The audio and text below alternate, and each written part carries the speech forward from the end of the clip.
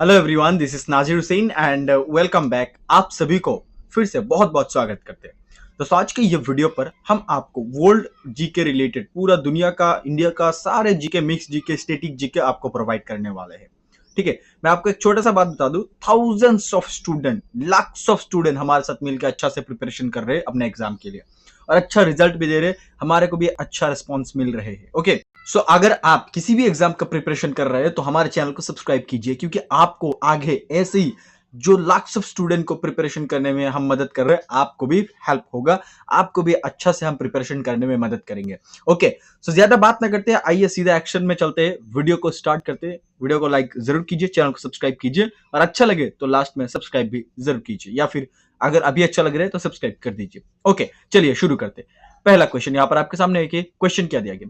Which of the following countries is known as the land of the rising sun? Okay, मैं पहले pen का colour change कर लेता हूं। ओके, यहां पर पूछा है कि निम्नलिखित में से किस देश को उगते सूरज की भूमि कहा जाता है, यानी कि land of the rising sun. ये क्वेश्चन मोस्ट इंपॉर्टेंट है, बहुत बार एग्जाम में पूछा जा चुका है, बहुत सारे एग्जाम में पूछा जा चुका है। ओके, सो यहां पर पहला क्वेश्चन में आया है चीन एंड ये नहीं होगा। Option number B is the right answer, यानी कि Japan is the right answer. आप अगर मैप देखेंगे तो वर्ल्ड मैप का एशियन कॉन्टिनेंट का, ठीक है, एशियन कॉन्टिनेंट का ईस्ट साइड में ही जापान स्थित है और इसीलिए इसमें सबसे पहले सूरज राइज होते हैं या फिर सूरज उगते हैं या फिर सूरज सुबह सबसे पहले दिखते हैं। ओके, सो ये आपको जानना जरूर। भारत में सबसे पहले कहां पर सूरज किस राज्य पर सूरज दिखता है वो आप हमें कमेंट में बताइए, आपके लिए हमने रखा है। ओके, ये आप हमें कमेंट में बताइए। और किस कंट्री में, जापान में सबसे पहले सूरज दिखते हैं और इसलिए इसको लैंड ऑफ राइजिंग सन कहा जाता है। ठीक है, ये आपको याद रखना है। It is located at the east of the Asian continent. Okay, so next हम देखते हैं, नेक्स्ट क्वेश्चन देखते हैं। Okay, here is the next question and इस क्वेश्चन में क्या पूछा है कि which river is also known as the sorrow of Bihar, यानी कि बिहार का दुख, बिहार की शोक के रूप में किस नदी को जाना जाता है, किस नदी को। ओके, यहाँ पर इस क्वेश्चन का सही आंसर हो जाएगा ऑप्शन नंबर बी, यानी कि कोसी। कोसी नदी को बिहार का शोक कहा जाता है या फिर दुख कहा जाता है, सोरो ऑफ बिहार, बिकॉज बहुत ज्यादा डेंजर फ्लड लाते हैं ये। ठीक है, ये डेंजर फ्लड के वजह से बहुत लोगों का नुकसान होता है। दैट्स वाई इस नदी को, कोसी को बिहार का शोक कहा जाता है, शोक कहा जाता है, सोर ऑफ द बिहार। सो ये आपको याद रखना है, ये क्वेश्चन भी एग्जाम में पूछा जा चुका है। ओके, सो क्वेश्चन का लेवल आप देख पा रहे हैं, बहुत ज्यादा यूनिक और बहुत ज्यादा अच्छा लेवल है। सो दैट्स वाई मैं पूछ रहा हूं, मैं आपको आस्क कर रहा हूं कि लाइक तो बनता है यार, लाइक कर दो। ओके, सो नेक्स्ट हम आगे देखते हैं, नेक्स्ट क्वेश्चन में क्या दिया गया है।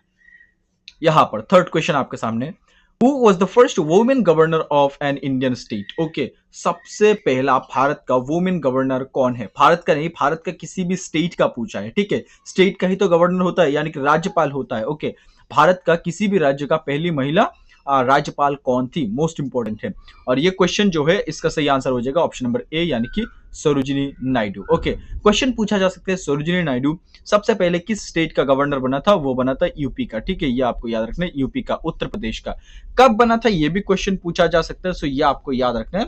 15 अगस्त सबसे पहले बना था ना, 15 अगस्त 1947 में। ओके, 1947 में इनको राज्यपाल बनाया गया था और इनका कार्यकाल था 2 मार्च। ओके, 2 मार्च आपको याद रखना है, 2 मार्च 1949 तक। ओके, 1947 से 1949 तक इनका कार्यकाल था, सरोजिनी नायडू। एंड सबसे पहले भारत का किसी भी स्टेट का, यानी कि यूपी का राज्यपाल बना था, गवर्नर बना था। सो ये आपको याद रखना है। ओके, आगे बढ़ते हैं। Here is the next question and इस क्वेश्चन में क्या पूछा है, देखिए। In which year was the Reserve Bank of India, RBI, full form आ सकता है आरबीआई का क्या है, बहुत इजी है, Reserve Bank of India. Okay, ये आपको याद रखना है, रिजर्व बैंक ऑफ इंडिया। ये कब नेशनलाइज किया गया था, रिजर्व बैंक कब एस्टेब्लिश किया गया था, 1935 पर, ये आपको याद रखना है। कब नेशनलाइज किया गया था यहाँ पर पूछा है। भारतीय रिजर्व बैंक को राष्ट्रीयकरण किस वर्ष किया गया था, मोस्ट इंपोर्टेंट ये क्वेश्चन है, क्वेश्चन नंबर 4। इसका सही आंसर हो जाएगा ऑप्शन नंबर बी, यानी कि 1949 को। ठीक है, 1949 का 1 जनवरी, ये भी आपको याद रखना है, 1 जनवरी को रिजर्व बैंक को क्या किया गया था, राष्ट्रीयकरण या फिर नेशनलाइज किया गया था। सो ये बहुत इंपॉर्टेंट क्वेश्चन है, बहुत ज्यादा इंपॉर्टेंट है, बहुत बार एग्जाम में भी ये पूछा जा चुका है। ओके, आगे बढ़ते, आई होप आपको समझा पाया। Next is here question number 5। Okay, question number 5 में क्या पूछा है, देखिए। What is the currency of Switzerland. देखिए, करेंसी का रिलेटेड करेंसी का रिलेटेड हम एक डेडिकेटेड वीडियो बनाएंगे। लाइक नहीं किया तो अभी तक लाइक नहीं किया तो लाइक कर दिए, सब्सक्राइब जरूर कीजिए, क्योंकि ये करेंसी का, ये आपका कैपिटल का जो वीडियो आने वाला है, ये मोस्ट इंपोर्टेंट वीडियो आने वाला है। ओके, सो करेंसी का रिलेटेड हम एक डेडिकेटेड वीडियो बनाएंगे। यहाँ पर पूछा है सिर्फ what is the currency of Switzerland. ये स्विट्जरलैंड का करेंसी का नाम क्या है, क्वेश्चन पूछा जा सकता है। स्विट्जरलैंड का करेंसी का नाम है फ्रैंक। ये आपको याद रखना, फ्रैंक इज द स्विट्जरलैंड का करेंसी का नाम, Frank is the currency name of Switzerland. Okay, ये आपको याद रखना है। क्वेश्चन नंबर 5 का सही आंसर। यहां पर क्वेश्चन पूछा, मैं आपको एक क्वेश्चन पूछता हूं। ओके, ये हमारा एशिया का, दैट्स व्हाई मैं पूछ रहा हूं, और मैं पढ़ाया हूं, दैट्स व्हाई मैं पूछ रहा हूं। बांग्लादेश का करेंसी का नाम क्या है, आप हमें कमेंट में बताइए। ठीक है, बांग्लादेश का करेंसी का नाम क्या है। आगे बढ़ते हैं। Here is the next question.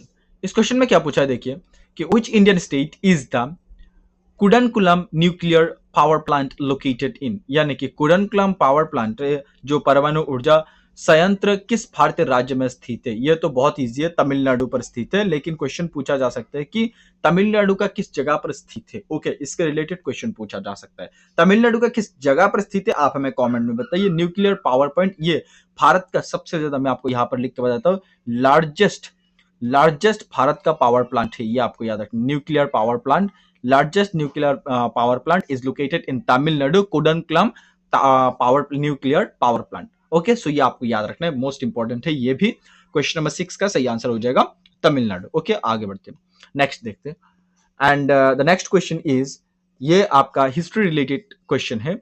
Who among the following was the founder of Mauryan Empire, यानी कि मौर्य एम्पायर का, साम्राज्य का संस्थापक कौन थे। ये क्वेश्चन पूछा जा चुका है, हिस्ट्री रिलेटेड क्वेश्चन है, सो ये आपको याद रखना है, history related question. And Mauryan साम्राज्य का जो फाउंडर है वो कौन था। सबसे पहले दिया गया है अशोक, अशोक नहीं है, बिंदुसार भी नहीं है, चंद्रगुप्त मौर्य, यानी कि चंद्रगुप्त मौर्य ये मौर्य साम्राज्य का फाउंडर थे। सो ये आपको याद रखना है। कब से कब तक शासन किया था, ये भी क्वेश्चन पूछा जा सकता है, आपको याद रखना है। 350 BCE टू 295 BCE, ठीक है, 350 टू 295 BCE। ओके, ये आपको याद रखना है, चंद्रगुप्त मौर्य द्वारा फाउंड किया गया था मौर्य साम्राज्य। ओके, आगे बढ़ते हैं। नेक्स्ट यहाँ पर question number 8, and the 8 number question is, how many primary layers in the earth's atmosphere divided into. Most important question है, ये जियोग्राफी के रिलेटेड क्वेश्चन पूछा है कि पृथ्वी का वायुमंडल मुख्य रूप से कितने परतों में विभाजित है। मुख्य रूप से ये हम लोग क्लास 5, 6, 7 में पढ़ा था, बहुत ज्यादा इजी है आपका। हमारा जो पृथ्वी का वायुमंडल है, ये 5 भाग में विभाजित है, 5 परतों में विभाजित है। क्या क्या है, क्वेश्चन पूछा जा सकता है। सो सबसे पहला है, मैं आपको लिख के बताता हूँ, ट्रोपोस्फियर। ओके, ट्रोपोस्फियर ये सबसे पहला है। नेक्स्ट है आपका स्टेटोस्फियर एंड आपका मेसोस्फियर, एक्सोस्फियर, ये भी क्वेश्चन पूछते हैं, एक्सोस्फियर एंड आपका है थर्मोस्फियर। ओके, ये 5 है, troposphere, stratosphere, mesosphere, exosphere and thermosphere. ये 5 लेयर है अर्थ का, एटमॉस्फेयर का। ओके, सो ये आपको याद रखना है, ये हम लोग बहुत पहले 5, 6, 7, 8 में पढ़ा था। सो बहुत ईजी है ये क्वेश्चन। ठीक है, आगे बढ़ते हैं, नेक्स्ट हम देखते हैं। Okay, here is the question number 9। इस क्वेश्चन में क्या पूछा है कि which Indian city is known as the city of lake, यानी कि भारत का सिटी ऑफ लेक किस सिटी को कहा जाता है। यह आपको याद रखना है कि राजस्थान का उदयपुर को, जयपुर नहीं, उदयपुर को कहा जाता है। ठीक है, उदयपुर को, राजस्थान का उदयपुर को सिटी ऑफ लेक कहा जाता है, बिकॉज ऑफ इट्स लेक, बहुत ज्यादा लेक है उस राज्य में, राजस्थान का उदयपुर में। सो दैट्स व्हाई इसको सिटी ऑफ लेक कहा जाता है। क्वेश्चन नंबर 9 का सही आंसर। और वहां पर क्या क्या लेक है, ये भी क्वेश्चन पूछा जा सकता है। आपको मैं बताता हूँ कि लेक पिछोला, ठीक है, लेक पिछोला एक है, दूसरा है आपका लेक उदय सागर। ठीक है, उदय सागर, ये आपको याद रखना है, उदय सागर एंड आपका है फतेह सागर लेक। ठीक है, ये सारे लेकों के वजह से, लेक मतलब आपका जो जलाशय कहते हैं उसको। सो ये आपका झीलों का शहर किसे कहा जाता है, भारत का किस शहर को कहा जाता है, ये आपका उदयपुर को, राजस्थान का उदयपुर का। Lake of Pichola, lake of Udai Sagar, lake of Fateh Sagar. So that's why ये सारे लेकों के वजह से उदयपुर को lake of city of lake कहा जाता है। ओके, नेक्स्ट यहाँ पर है आपका next question. Indian war of independence 1857 is written by, यानी कि ये बुक का नाम है इंडियन वॉर ऑफ 1857।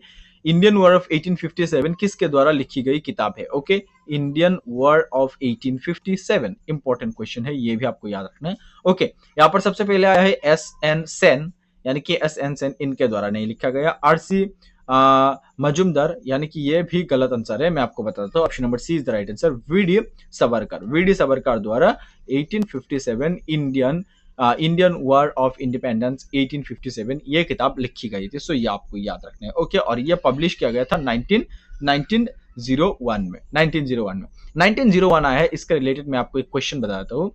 एशिया का, ठीक है, एशिया का सबसे पहले जो तेल की खोनी, जो तेल की माइनिंग हुआ था, वो सबसे पहले कहां पर हुआ था? क्वेश्चन पूछा जाता है। ठीक है, असम का, आपको याद रखना है, असम का डिगबोई पर हुआ था। डिगबोई पर सबसे पहले 1901 में सबसे पहले एशिया का तेल की जो उद्घाटन हुआ था वो कहां पर हुआ था? क्वेश्चन पूछा जा सकता है। सो असम का डिगबोई पर 1901 में सबसे पहले ऑयल रिफाइनरी एस्टेब्लिश किया गया था, एशिया का सबसे पुराना। ओके, और ये आपका वीडी सावरकर, आपको शायद लग रहा है कि ये कुछ रिलेशन नहीं है, बट आपको याद रखना है, एक क्वेश्चन के साथ दूसरा क्वेश्चन रिलेट करके आपको याद रखना है। वीडी सावरकर ये आपका इंडियन वॉर ऑफ इंडिपेंडेंस 1857 ये किताब का जो लेखक है, राइटर है, एंड एशिया का सबसे पहला जो ऑयल रिफाइनरी है ये 1901 में एस्टेब्लिश किया गया था। सो एक तीर में ही, एक गोली में ही दो शिकार, आपको ऐसा ही करना है। Okay okay, here is the next question, and इस क्वेश्चन में क्या पूछा है देखते हैं।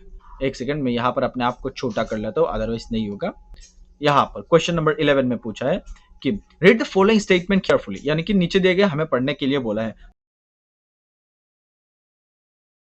सबसे पहले दिया गया कि ब्राह्मण समाज सपोर्टेड मोनोथिज्म, यानी कि ब्राह्मण समाज ने एकशवाद का समर्थन किया। नेक्स्ट यहाँ पर दिया गया Arya Samaj contributed to the development of education.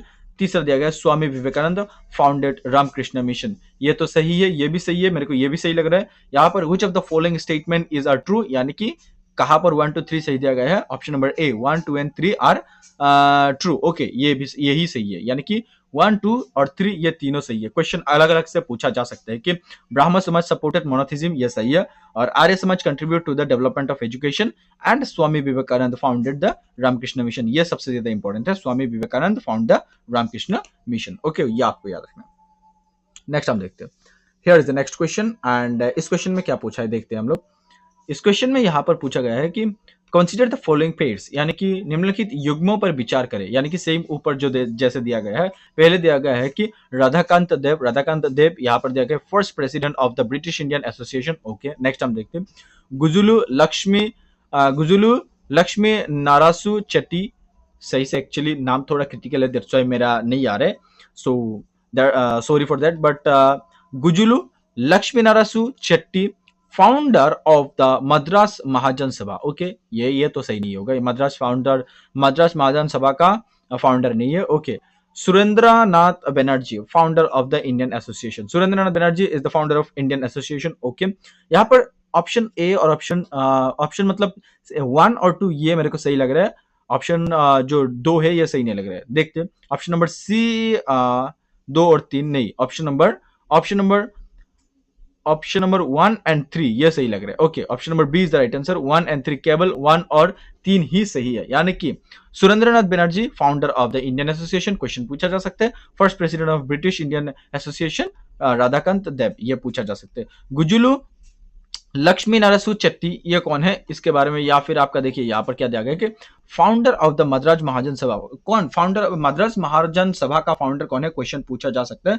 सो यहाँ पर मैं आपको बताता हूँ, बहुत लंबा एक नाम है, ठीक है, एम वीरांगना चारू, ये आपको याद रखना है, चारियार, एम वीरांगना चारियार, बहुत लंबा नाम है, एम वीरांगना चारियार। एंड आया है जी सुब्रमण्यम अय्यर, ठीक है, जी सुब्रमण्यम अय्यर। और एक है पी आनंद चार्लू, ठीक है, पी आनंद चार्लू, ये तीनों द्वारा क्या किया गया था? Founder of the Madras Mahajana सभा ये फाउंड किया गया था। एम विरंगा वाचरिया, और दूसरे है आपका जी सुब्रमण्यम अय्यर, एंड थर्ड है पी आनंद चार्लू, ये तीन आपको याद रखने हैं। और ऑप्शन यहाँ पर इस क्वेश्चन के हिसाब से ऑप्शन ए और ऑप्शन 3 ये सही है, यानी कि यहाँ पर ऑप्शन नंबर बी सही होगा। ओके, आई होप समझा पाया। नेक्स्ट हम देखते हैं। Okay, here is the next question. इस क्वेश्चन में क्या पूछा है देखते हैं। यहाँ पर इस क्वेश्चन में एक सेकंड में अपने आप को सेट कर लेता हूँ, अदरवाइज यहाँ पर नहीं दिख रहे। Okay okay,